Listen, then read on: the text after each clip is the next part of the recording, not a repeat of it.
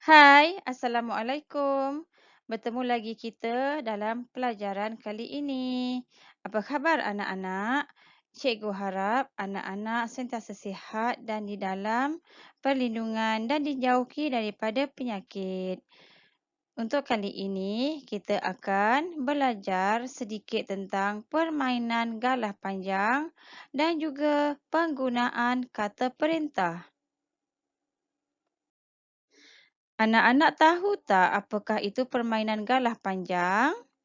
Galah panjang ialah permainan tradisional. Selain galah panjang, ada lagi beberapa permainan tradisional seperti congkak, konda-kondi, baling selipar dan sebagainya. Permainan galah panjang ialah satu permainan yang melibatkan dua pasukan iaitu pasukan yang berlawan dan pasukan pertahanan. Biasanya setiap satu pasukan tidak kurang daripada 4 orang. Baiklah, anak-anak boleh buka buku teks Bahasa Melayu muka surat 53. Ini ialah situasi di mana rakan-rakan kamu sedang bermain permainan galah panjang. Mari kita baca bersama-sama dialog dalam gambar ini. Sila duduk di sini, cikgu. Jangan biarkan dia terlepas. Jemput minum air ini. Tolong kawal pemain itu. Dalam petikan ini, ada beberapa kata perintah iaitu sila, jangan, jemput dan tolong. Apakah itu kata perintah?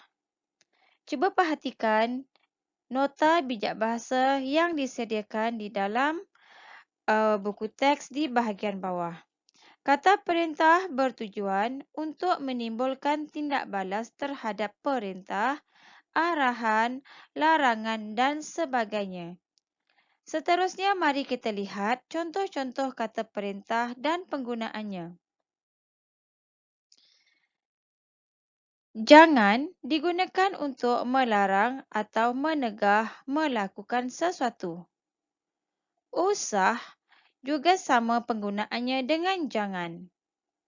Sila digunakan untuk meminta dengan hormat supaya seseorang melakukan sesuatu. Jemput untuk mengajak atau mengundang seseorang melakukan sesuatu. Minta, mahukan sesuatu.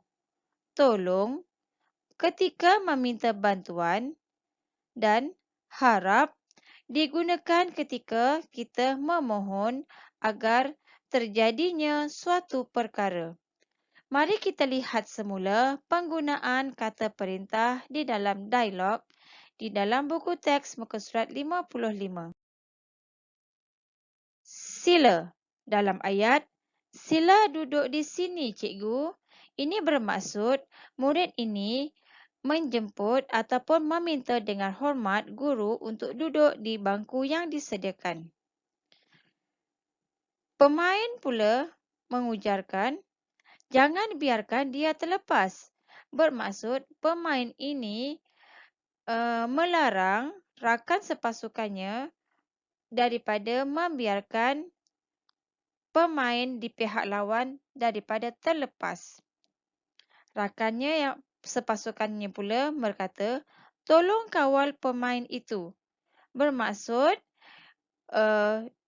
dia meminta rakan sepasukannya ini untuk mengawal lawannya yang berbaju kuning. Di tepi gelanggang pula, seorang rakan berkata, jemput minum air ini. Bermaksud dia mengajak rakannya untuk minum air yang disediakan. Seterusnya, mari kita cuba buat aktiviti di muka surat 62. Kamu hendaklah membina ayat berdasarkan gambar dan kata perintah. Untuk gambar pertama, Kata perintahnya ialah harap. Cuba lihat, guru tersebut sedang berkata sesuatu kepada murid-muridnya dan tangannya menunjukkan isyarat kepada telinga. Ayat yang sesuai ialah harap dengar dengan teliti. Bermaksud, guru itu memohon agar murid-murid mendengar dengan teliti. Mari kita lihat gambar yang kedua. Kata perintah yang diberi ialah sila. Bagaimana kita hendak membina ayat? Idea cikgu ialah kita lihat pada gambar tersebut apakah perbuatan yang sesuai. Ya, murid-murid sedang beratur. Seterusnya, kamu boleh juga kemukakan idea mengapa mereka beratur. Mereka berada di mana sebenarnya? Mungkin kamu boleh nyatakan murid-murid ini sedang beratur untuk masuk ke dewan atau untuk ke padang. Seterusnya, binalah ayat kamu dengan menggunakan kata perintah sila dan kata kerja yang sesuai. Seterusnya, lihat pada gambar yang ketiga. Kata perintah yang diberi ialah tolong. Mari kita lihat objek yang ada di dalam gambar. Kata kerja yang sesuai mungkin susun ataupun simpan. Apa yang perlu disusun atau disimpan? Objek yang tertera pada gambar ialah gelong rotan. Maka, kamu boleh bina ayat menggunakan kata kerja tolong dan juga kata perintah tolong dan juga kata kerja serta objek yang sesuai. Namun, jika kamu ada kata kerja lain yang lebih sesuai, bolehlah kamu gunakan juga.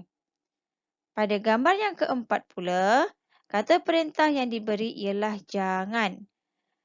Apakah kata kerja yang sesuai pada gambar ini? Mungkin bermain ataupun berlari. Apakah yang kamu hendak kaitkan dengan aktiviti tersebut? Apa yang dilarang? Ya, kita juga boleh kaitkan dengan pelajaran simpulan bahasa yang kamu telah pelajari, iaitu kaki ayam. Apakah maksud kaki ayam?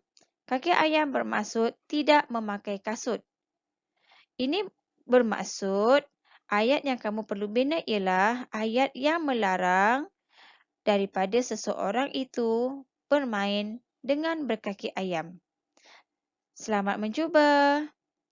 Seterusnya, sila buka buku teks muka surat 58. Sila baca petikan dengan teliti dan fahamkan maklumat yang disampaikan. Kemudian, cikgu harap kamu boleh buat latihan dengan menjawab soalan mencapah yang cikgu lampirkan dalam Google Classroom. Harap kita boleh berjumpa lagi.